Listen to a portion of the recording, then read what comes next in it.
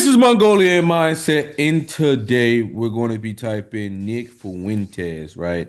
He's one of the hottest names. If you're looking up anything on YouTube, I'm pretty sure there's clips with him saying crazy, wild things to get people's attention. So we're going to be looking at him today, very polarizing figure. We're going to be looking at him today using Berens Interaction Styles and Temperament combined with cognitive functions. We have a breakdown of all these metrics online. Just go to the playlist of how to find anyone's personality type, and you can also go to cognitive functions. We have them broken out one by one, and then we have a master one as well.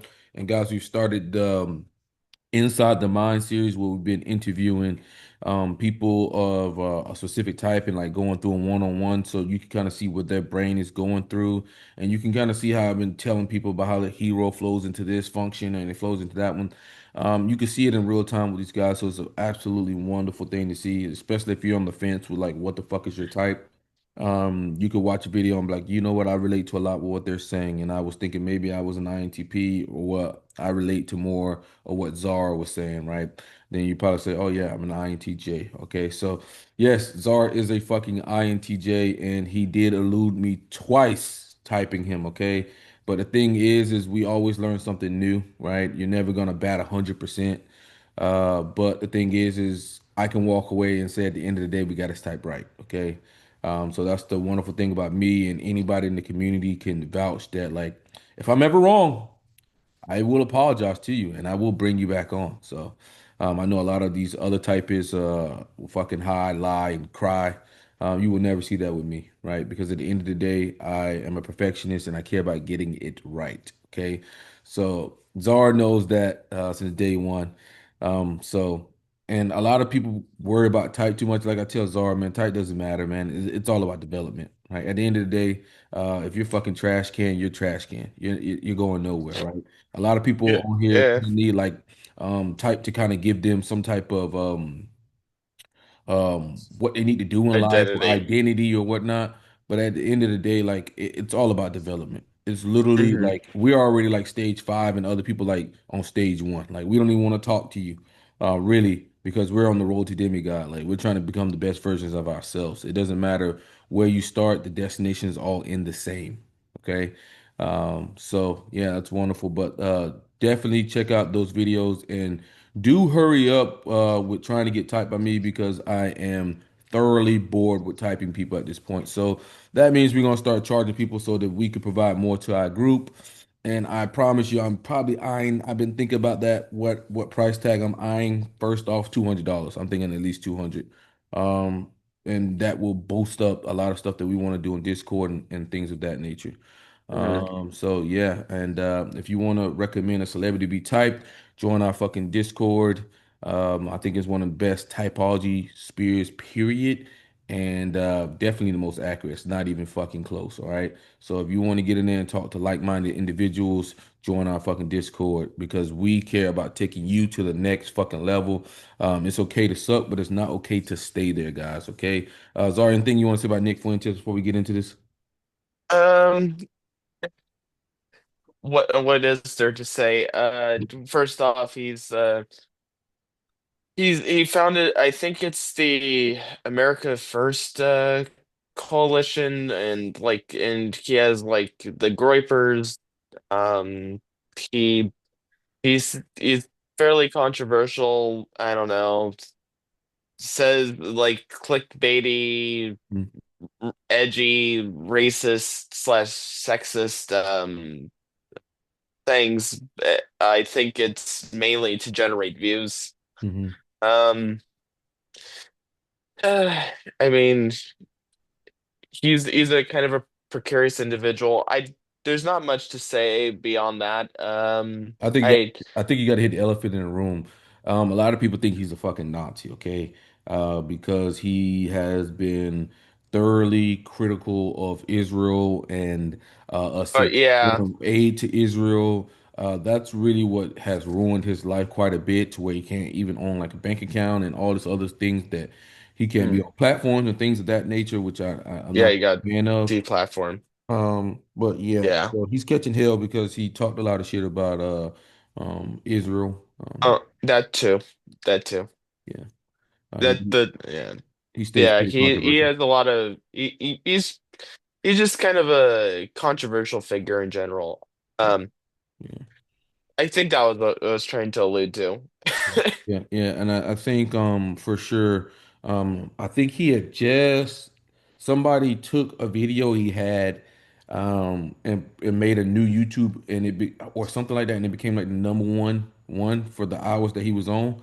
So that just shows you just how popular this guy is. And after Charlie Kirk has died, I really think this guy is going to be your front runner for where most people are going to be getting their Republican news or conservative news. Yeah, new, This guy's gonna new, be around and he's gonna be sticking around for a while. And I think a lot of times people don't realize, but wheels never die; they just come back in a different form.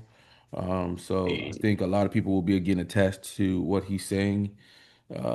I think this guy's going nowhere. Okay, I think this guy's I going nowhere. think I mean, like the New York Times declared him like the zeitgeist in the Republican Party um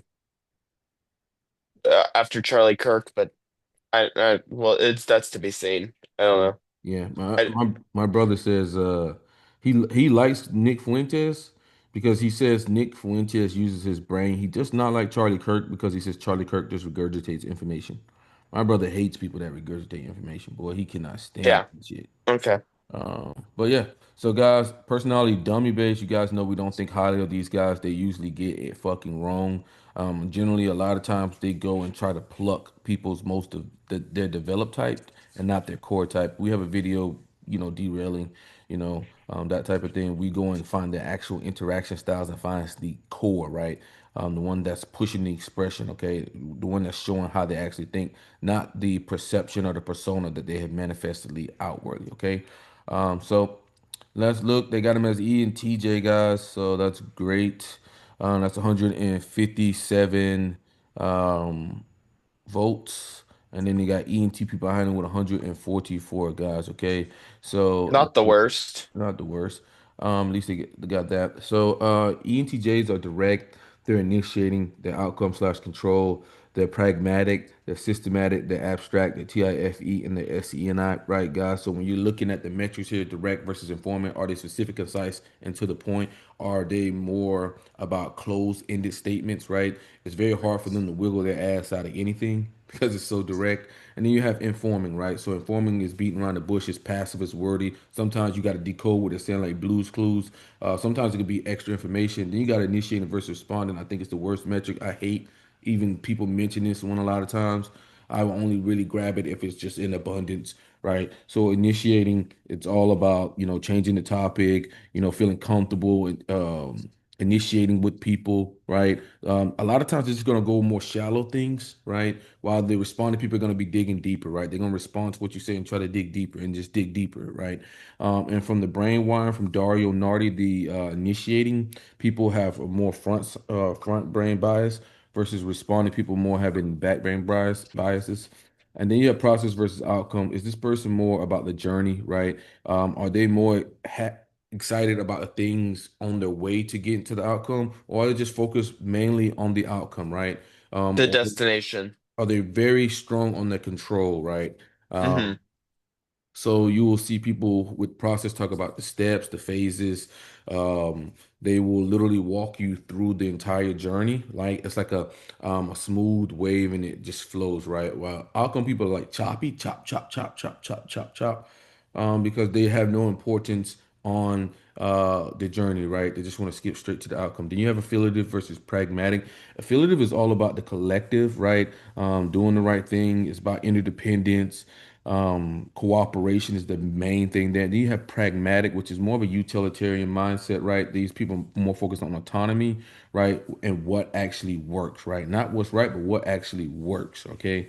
Then you have systematic versus motive. We're going to be changing this in the future and doing a video. It's going to be universalism and particularism. And what that means is like universalism is about like applying a universal thing to everything you do all our systematic or structure, but it's just easy for people to get. And then particularism is basically like based on the situation, based on anything, you're looking at that particular situation. You're not trying to apply a universal concept to everything, right? Or a system. You're looking at every individual thing. Okay, like okay, well, maybe this person gets this pillow instead of that pillow. While systematic person, like everybody get the same fucking pillow, bro. I don't give a fuck. They get the same pillow. They get the same food. They get the same tool. They get whatever. The particularism person is going to be more like, okay, let's kind of move this around. Let's look at situation to situation.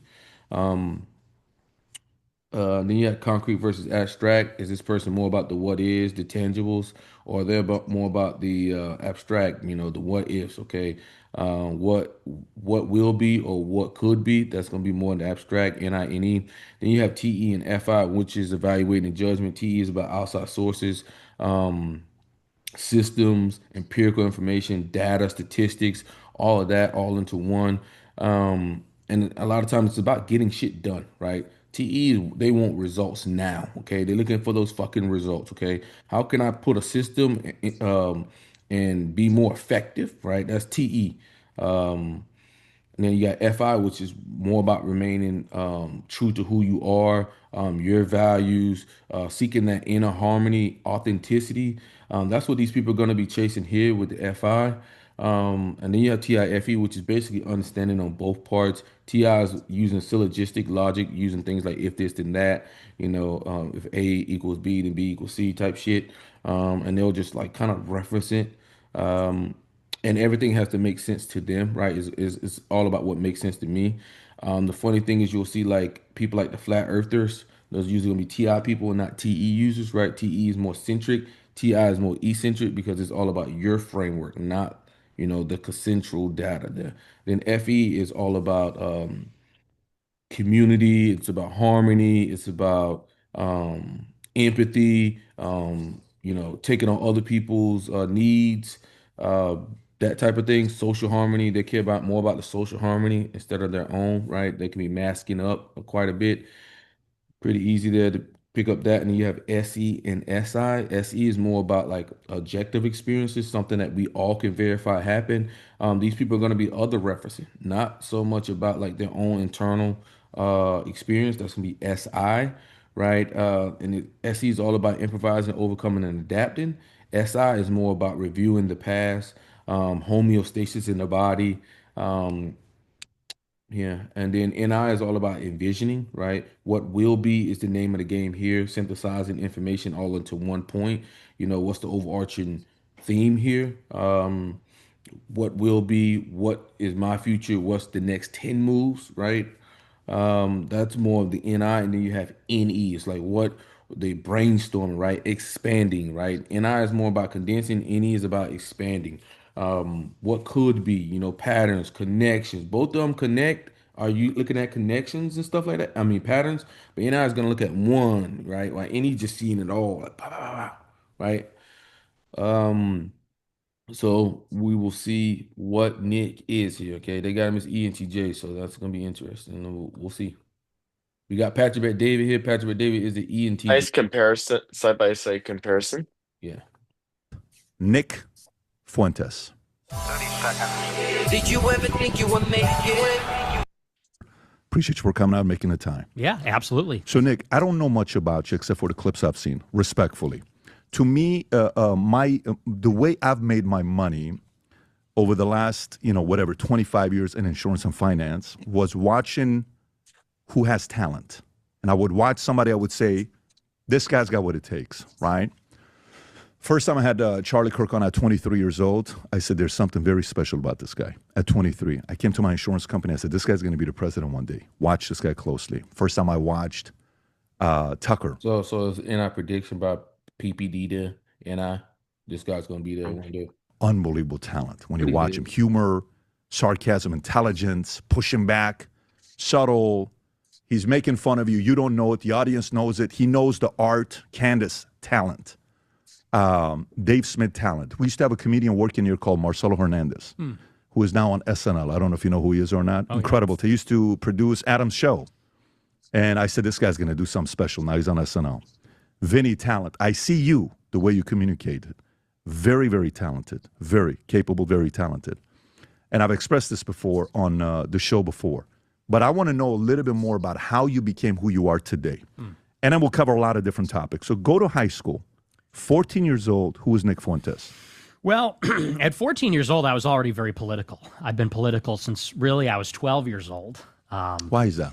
Well, I just started to develop an interest in politics. There were a lot of political conversations happening due to the rise of Obama, actually, in 2008, 2012. And I wanted to know basically everything about it. You know, when you turn around that age, you start to ask questions about the world and how we all got here and, you know, about things that happened before.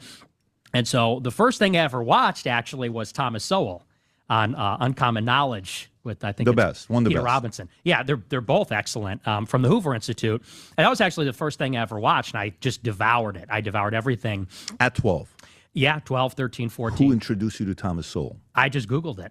A buddy of mine in school was telling me about the private sector. I said, what is the private sector? You know, what is the economy? And so I just Googled it on YouTube, and that was the first thing that came up. And I watched the whole thing, and it was just, I was enamored by it. And I told my mom, I said, I want Free to Choose by Milton Friedman. That was the first political book I ever read. And one day I came home from school, and it was there on my bed, and I read it. First book is Free to Choose. Yes. Capitalism, free market capitalism, and he was it's really him and Thomas Sowell. I think he came before Thomas did, right? He did, yes. Right. Yeah, well, he was from the Chicago school.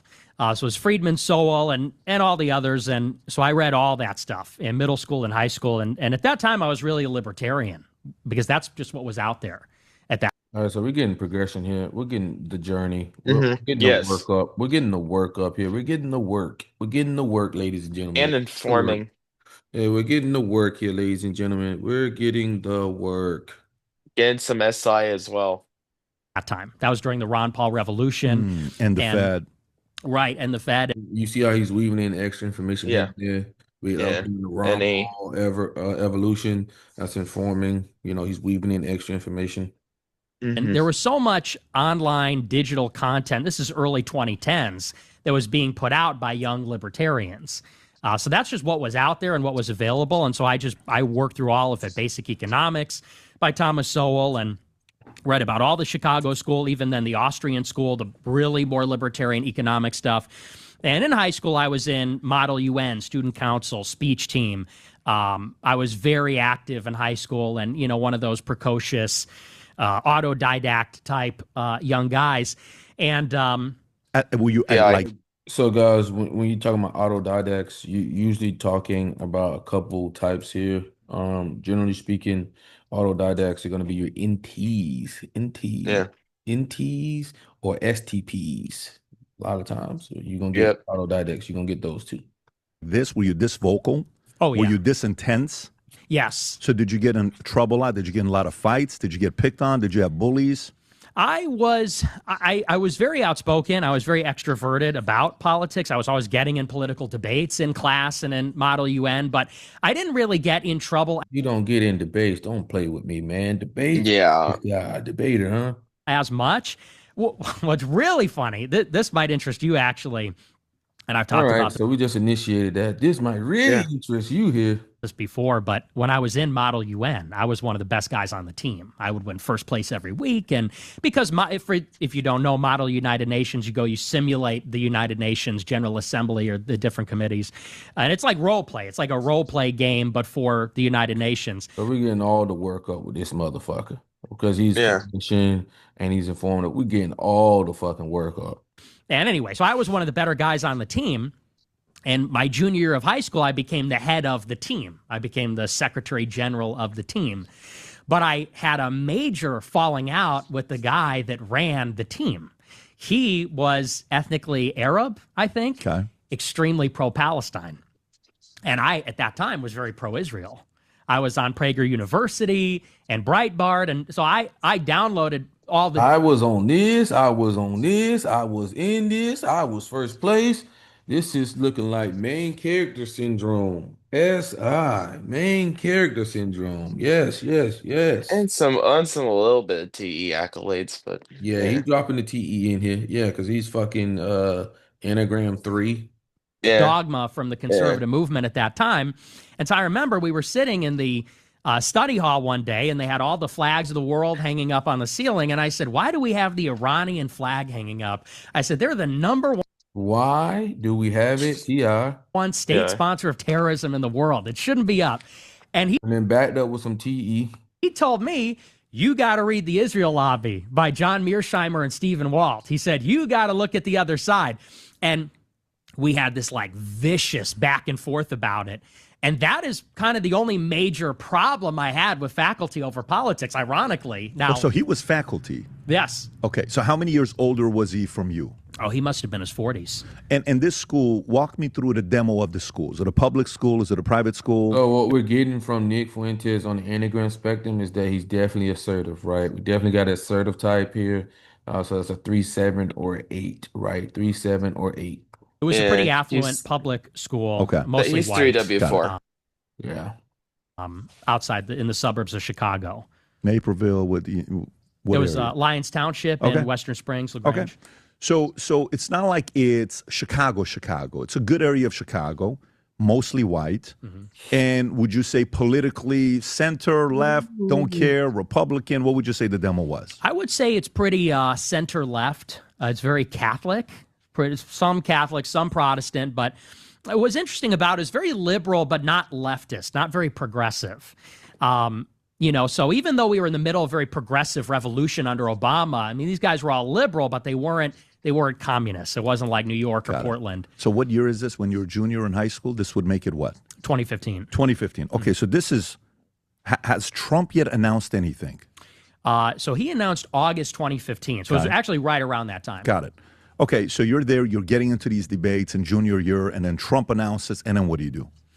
So after Trump announced, this is right around the time, he announced in June 2015. And so I was very political, obviously super engaged with the election. And at that time, so this was going into my senior year of high school, I had a radio show on the high school radio station and a TV show on the high school. I had a radio show. I had a little, but we're gonna hit him. We're gonna hit him for SI. We're gonna knock off some of this shit. Stay with us, ladies and gentlemen. We got a pretty what are we hitting here? Are we hitting informing? Informing as an SI He's weaving in a whole bunch of extra shit here. and process. I mean, Yeah, you mean journey. Yeah, same thing. journey. But Well, it says process on your board, so yeah. Well, yeah, that's true. So we're gonna hit that. We're gonna hit process, guys. So informing process also means that you are unfortunately a starter type, right? The main thing is we've watched we read a book, Surrounded by Idiots, man. I'm getting a lot of blue from him. I think he's blue. What do you think? yeah, with a little yellow. Yeah, but more blue than yellow. What do you think? Yeah, I'm thinking so as well. What else we got here? So we got that, and we got SINE. If we could finish this off actually, if we were to fill it all out. Yeah, we could really, because yeah, SI kills ESFP, guys. So we're down to the Yeah. ENTP, ENFP, ESFJ. Clearly, this guy's always in a fucking debate somewhere. ENTP, but TV station. I did both. And one of my first shows I've ever done in my whole life was talking about the election. And that was a very crowded primary.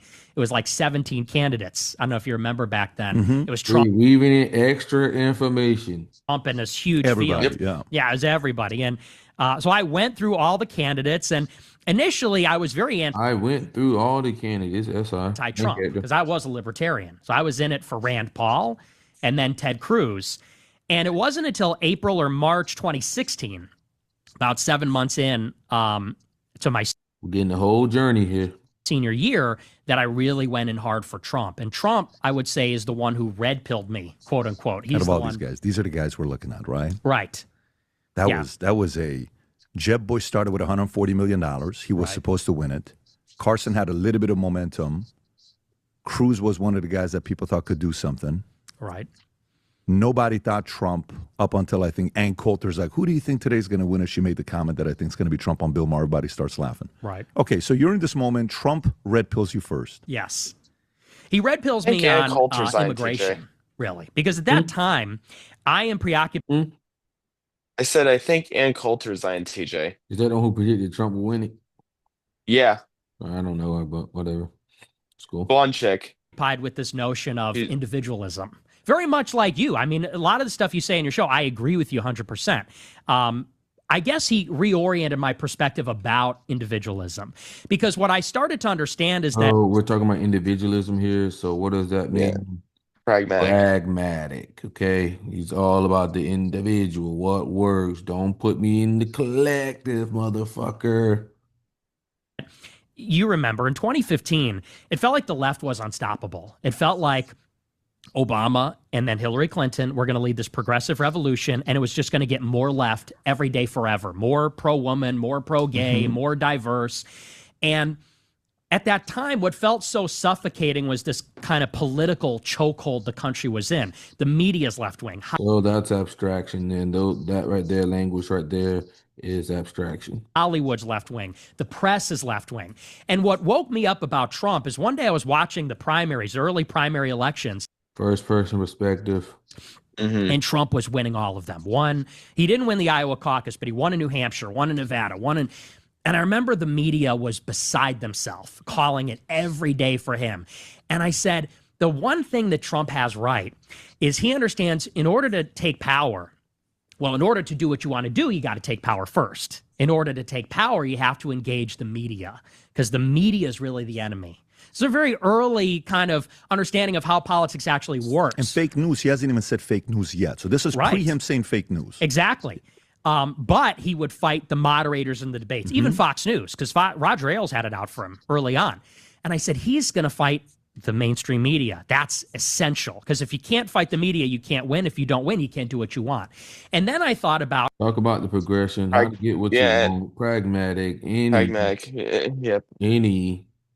immigration and how it's affecting the voting patterns. Because I looked talking about how it affects the voting patterns, any consequences. One meme in 2016, and it said, this is what the 2012 election would look like if only white men voted, if only men voted, if only, I'm sure everybody's seen it. And what became clear is that if only non-white people are voting, the country, they vote 90% left. Blacks voted 97% for Obama in 2008, in 2012. If immigration is making the country less white, and if non-white people only vote Democrat, Asians is like 75%, Hispanics at that time, 70%, blacks, 90%. I said, it's clear where the country's going to go, what direction this is headed in. I said, so, and the reason this is happening is because these people aren't assimilating. So before we can even think about individualism, the Constitution, et cetera, we got to take out the media. And by take out, what I mean by that is you got to fight back. And two, you have to secure the border, because if the Democrats bring in all these illegals and legal immigrants, they're going to flip Texas, and that's the way it's going to go. And that was kind of the first realization. So he's talking about the system here, and guess what? That's TE Critic, right? They're so quick to notice that shit because of TE Critic. They can figure out what's wrong with a system faster than fucking anybody. Okay, it'll be the fucking ENTPs. When the ENTJ or the INTJ says, hey, how can we make this better? That's going to get you fucking fired, okay, for being a lazy piece of shit. It's going to be the ENTP. That's what made me say I'm all in it for Trump, even though ideologically I wasn't really with him just yet. Because you're a libertarian at the time. Right. Right. Okay, I'm following. So now you're all in for Trump. He's the closest thing to a libertarian. I don't know. I don't think it was Joe Jorgensen, right? Who was a candidate at the time for Gary the libertarian? Johnson. Right. Guess you're not going to go Gary Johnson, right? I think he got, is he the one that didn't know the capital of a country? And I don't know what it was. Yeah, Something Aleppo. That's what it was. And it's like, oh my God, this guy can't be. And then they moved on. That was an easy one for him. So you're in that moment. I'm going to go all Trump. What happens next? So I go all Trump, and I'm a big Trump guy. I get my MAGA hat, and I'm all excited about it. And I volunteer for the campaign and everything. And so he wins the primary in the spring of 2016. Convention happens, I think, July 2016. I enter college at Boston University in September 2016. And this is the first time I've lived outside Chicago. I've lived in the same place my whole life. And it's important to impress upon you and maybe everybody like where I grew up. It's like this pocket of America that never changed. It's a baseball town. Everybody's white. Everybody's obsessed with baseball. everybody's Catholic. So growing up, I'm going to CCD, which is like catechism class for Catholics. Everybody loves baseball. There's an annual parade where you go and eat hot dogs and play baseball. So this is a place that is untouched by, like I said, even though they're liberal, they're not even really progressive. It's untouched by the progressive politics, by a lot of the diversity, even the crime. It's safe, white picket fences. Take a trip down to Western Springs, Illinois. I mean, you'll see what I mean. It's like the land that time forgot. I go to college in Boston, totally different story. Boston's obviously super diverse. That's a lot of young people because it's all schools, it's all universities, and they're all from Asia, all foreign students, and they're all Chinese, they're all from these Asian countries. And there's also, it's a little dangerous. There's a little criminal element, and everyone on the campuses, they're militant left wing. And that was kind of a culture shock. And I kind of realized in that moment, most of the country looks like this now, actually. New York, LA, Miami, the big cities, and most people live in the cities, they all look like this because of immigration, because of left-wing progressive politics. And I kind of said, in that moment, my slice of America that I grew up with is a dying breed. It's literally going extinct. And I like my upbringing. I love my upbringing. I want to, if I have a family, I want to raise my kids in a place like that. But in 50 years, Oh, a little bit of SI talking. will there be places like that? The country's going to become majority minority in the 2030s. So when I'm old and gray and I have grandkids, what is the country they're going to look like? And you're questioning this. You're questioning, you're having this dialogue, you're asking yourself, I'm concerned that I'm going to lose the identity of what it means to be an American. Is it more that? Is it more Caucasian? Is it more white? What do you mean it's going to lose its identity? It's all of that. It's all of that, that it's not going to be white people. It's not going to be Christian. It's not going to be speaking English. It won't be safe. No baseball, no hot, like all these different layers of identity are kind of being blown out. I think you're moving a little too far when you say like it won't be safe. Like, bro, some of the shit like these motherfuckers say, like, bro, you gotta stop. Gotta stop. Gotta stop, bro. Gotta fucking stop. Bring this concern with at the time? Are you talking to friends, mentor, peers, relatives, parents? Who are you talking to about this? It's all my friends in college. Okay, so this is on BU. You're talking to them. Yes. And are they agreeing, disagreeing? What are they saying to you? Well, we all basically agreed. So we all met at there was a watch party for the first debate between Trump and Clinton. All four of us, we were the only Trump supporters on the whole campus. And we all met at this watch party. Is this the one that said you'd be in jail? No, that's the second one, right? Yes, that's the second one. So it was at the first one. We all met, and we developed this kind of tight-knit friendship. What month is this? Is this September of 15? September 16th. September 16th. Okay, got it. Right. And so, we all get together, and what was interesting at that time, and this was kind of like a cultural moment, is that remember that Trump, when he came around, there was just this explosion on the right wing. They called it the alternative right. That had a very different connotation in 2016 than it did in 17. Because in 16 and even 2015, what it meant, up to that point, the GOP and conservatism meant kind of like one thing. It meant like Rick Santorum, like cultural conservatism, traditional. Karl Rove. Right, all that kind of stuff. And Trump comes along and says, well, I'm kind of agnostic on healthcare. We just want to take care of everybody. He was more of a Pat Buchanan, Sam Francis, like nationalist. And so there was this explosion on 4chan and on Twitter of a lot of young right-wing guys that were asking, well, what does it mean to be right-wing? And so there's guys like Stefan Molyneux and Jared Taylor and Steven Pinker and Jordan Peterson and Ben Shapiro. So he can drop some names here too, TE. All these guys come into the fold, and it's much more aggressive. It's younger. It's more dynamic. It's a lot of new ideas or maybe old ideas presented in a new way. And so we were kind of holding like this salon, like this intellectual salon at the Tasty Burger by Fenway, talking about all these new people that are coming around. Richard Spencer, for that matter, Peterson, race and ideas like race realism, like Western chauvinism, people like Gav McInnes. And we were all kind of developing our ideas and what we thought was right. And ironically, none of these guys were even white. One of them was Turkish. One of them was actually Assyrian. I know you're Assyrian. Who was that? So he's an Assyrian guy from Australia. Wow. Yeah, some young man. Wow. Was he a Christian man or no? He was Christian. A Syrian man from Australia. Mm-hmm. Interesting. Okay. And one of them was Jewish even. And so he was Russian Jewish. And a lot of people say about me, I mean, I'm an American ethnic. I'm not English or German. I'm Fuentes. What's Fuentes? Mexican. And who's your dad's Mexican? My father's half Mexican, yes. What's his other half? Irish. And then mom? She's all Italian. All Italian. Mm-hmm. Parents, when we're talking to the crew, they're telling me that mom had some influence politically. Is it mom that had more influence politically or dad?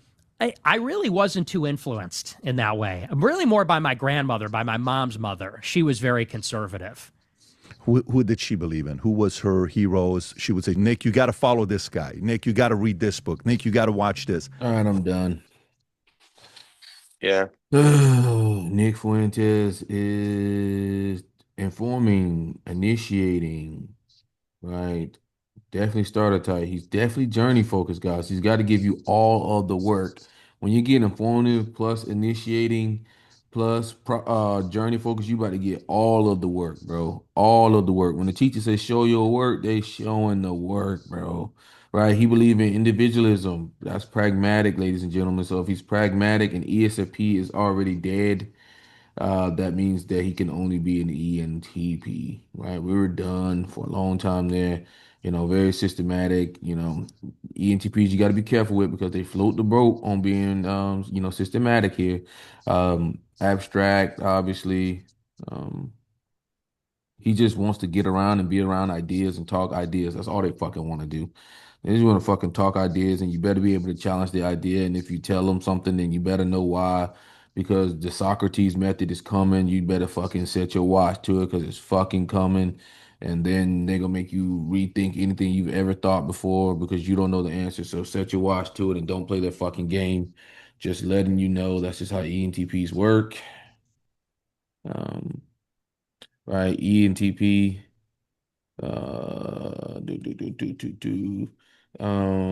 Enneagram, obviously 3, W4, SO/SP, right?